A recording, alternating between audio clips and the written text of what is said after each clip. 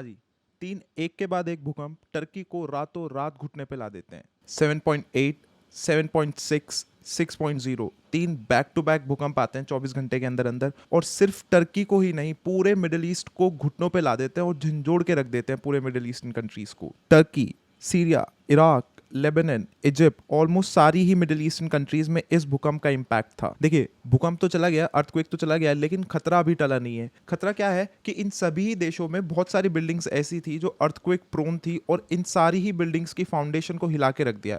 तो अब सारी ही कंट्रीज पे एक खतरा है कांस्टेंट की कोई भी बिल्डिंग कोलैप्स कर सकती है किसी भी समय, बिकॉज उनका जो बेस है, उनकी जो फाउंडेशन है, वो हिल चुकी है। अगर हम सिर्फ टर्की और सीरिया, जो सबसे ज्यादा इंपैक्टेड थे इस भूकंप से, उन दो कंट्रीज की बात करें तो 100 साल की हिस्ट्री में टर्की की और सीरिया की 100 साल की हिस्ट्री में सबसे स्ट्रॉन्गेस्ट अर्थक्वेक था ये, जिसने 5000 से भी ज़्यादा लोगों की जान ले ली है। ऑलमोस्ट 3 से 4000 बिल्डिंग सिवियरली प्रोन है इस अर्थक्वेक को, और 5000 अभी के आज के टाइम पे जब ये वीडियो बन रही है तो जो प्रेजेंट नंबर ऑफ डेथ्स है वो ऑलमोस्ट 5000 है, और जो वल्नरेबिलिटी है बिल्डिंग्स की, जो नंबर ऑफ बिल्डिंग्स हैं जो इस अर्थक्वेक से सबसे ज़्यादा इंपैक्ट हुई हैं टर्की और सीरिया में, वो 3000 है। यानी कि 3000 बिल्डिंग्स ऐसी हैं जो कभी भी कोलैप्स कर सकती हैं, और ये वो बिल्डिंग है जिनका सर्वे हो चुका है। अभी हजारों सैकड़ों बिल्डिंग वो होंगी जिनका सर्वे हुआ भी नहीं होगा और जो कभी भी कोलैप्स कर सकती हैं, क्योंकि उनका अभी तक सर्वे ही नहीं हुआ है और उनमें लोग रह रहे हैं प्रेजेंटली। देखिए, एक थोड़ी ज्योग्राफिकल टर्म है, किसी भी अर्थक्वेक का एक एपिसेंटर होता है। एपिसेंटर होता है जहां से वो अर्थक्वेक शुरू होता है, जो उसका मेन पॉइंट होता है, और जहां से फिर वो वेव्स बाहर निकलती हैं और पास की कंट्रीज को और पास के एरियाज को इंपैक्ट करती हैं। तो इस अर्थक्वेक का सेंटर था साउथ सेंट्रल, एक प्रोविंस है गाजियान्टेप टर्की का, वहां से इस अर्थक्वेक का सेंटर था, और उस शहर में ऑलमोस्ट 20 लाख लोग रहते हैं। तो वो 20 लाख लोग अभी भी खतरे के अंदर हैं और उन पे अभी भी एक कांस्टेंट खतरा है कोलैप्स का। सैकड़ों बिल्डिंग, सड़कें, hospital, historical buildings, airports, runways, shopping malls, क्या कुछ नहीं इस अर्थक्वेक ने तबाह कर दिया टर्की में। और ऐसे में टर्की के करंट प्रेसिडेंट अर्दोगान भाई साहब बड़ा ही सुस्त काम कर रहे हैं। देखिए, मैं आपको एक फैक्ट बताता हूँ, 1999 में भी टर्की में एक ऐसा ही भूकंप आया था जिसमें ऑलमोस्ट 18,000 लोगों ने जान गंवाई थी।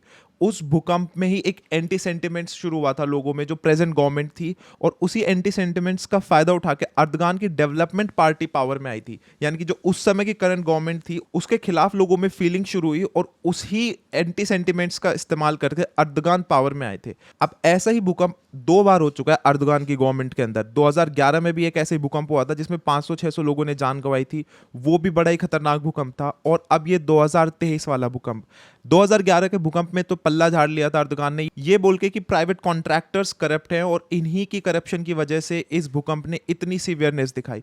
लेकिन 2023 के भूकंप में कोई जवाब नहीं है अर्दगान के पास, और अर्दगान ने अभी तक कोई बड़ी रिलीफ जारी नहीं की है टर्की के लोगों के लिए। तो टर्की के लोगों को जो भी अभी करंट रिलीफ मिल रही है वो आसपास की कंट्रीज से मिल रही है। जैसे यूएस ने कुछ रिलीफ प्रोवाइड करा दी, यूरोपियन यूनियन ने कुछ रिलीफ प्रोवाइड करा दी। अभी जो करंट टर्की की गवर्नमेंट है उन्होंने कुछ बहुत ज्यादा बड़ी रिलीफ प्रोवाइड नहीं कराई है वहां के रहने वाले लोगों के लिए। क्यों? देखिए, मई में दोबारा से इलेक्शंस है, तो उन इलेक्शंस के लिए अभी एक अर्दगान स्ट्रैटेजी बना रहे हैं, क्योंकि जहां पे भूकंप आया है वहां के लोगों में ऑलरेडी एंटी सेंटिमेंट्स हो चुके हैं, तो उनके सेंटिमेंट्स को इतने क्विक टाइम में चेंज करना पॉसिबल नहीं अर्दगान के लिए। तो अर्दगान इसी वजह से बड़ा क्विक एक्शन ले नहीं रहे हैं उन लोगों के लिए, और उन लोगों को नेग्लेक्ट कर रहे हैं पूरी तरीके से। अब देखिए, आप सबके मन में क्यूरियोसिटी होगी कि टर्की में ही ऐसे भूकंप क्यों आते हैं 2011 में, 1999 में। और अगर छोटे मोटे ट्रेमर्स की बात करें तो हर दिन छोटे मोटे ट्रेमर्स आते हैं 5 के रिक्टर स्केल पे, 4 के रिक्टर स्केल्स पे। तो छोटे मोटे झटके तो टर्की में चलते ही रहते हैं। तो आपके मन में क्यूरियोसिटी होगी कि ऐसा टर्की में ही क्यों होता है। देखिए, हमारा अर्थ ऑलमोस्ट छोटी बड़ी मिला के 15 टेक्टोनिक प्लेट्स में बटा हुआ है, जिस टेक्टोनिक प्लेट्स के ऊपर हम लोग रहते हैं। टर्की में 2 मेजर टेक्टोनिक प्लेट्स हैं, और टर्की 2 मेजर टेक्टोनिक प्लेट्स के ऊपर है, एक नॉर्थ एंटोलियन फोल्ट और ईस्ट एंटोलियन फोल्ट। अब इन दोनों फॉल्ट के ऊपर होने की वजह से टर्की बड़ा ही सीवियरली इंपैक्टेड रहता है अर्थक्वेक से।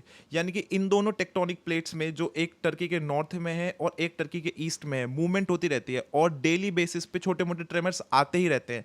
कभी हो जाता है कि बड़ा ट्रेमर आ जाता है, बड़ा अर्थक्वेक आ जाता है, जैसे अब आया फरवरी 6 को। तो ऐसे बड़े बड़े अर्थक्वेक एक पीरियोडिक टाइम पे आते रहते हैं, लेकिन छोटे अर्थक्वेक्स तो आते ही रहते हैं टर्की में, बिकॉज टर्की एक टेक्टोनिकली एक्टिव जोन पे लाई करता है। और नॉट जस्ट टर्की, बहुत सारी मिडिल ईस्टर्न कंट्रीज जैसे सीरिया, ईरान, इराक, ये सब एक टेक्टोनिकली एक्टिव प्लेन पे लाई करती हैं, तो इनमें अर्थक्वेक के खतरे बने रहते हैं। तो ऐसे में बहुत ही जरूरी होता है कि ये सारे देश प्रिपेयर्ड रहे इन सब चीजों के लिए, फ्यूचर के लिए, बिकॉज जब सबको पता ही है कि टेक्टोनिकली एक्टिव जोन है, अर्थक्वेक प्रोन जोन है, तो कभी भी अर्थक्वेक आ सकता है।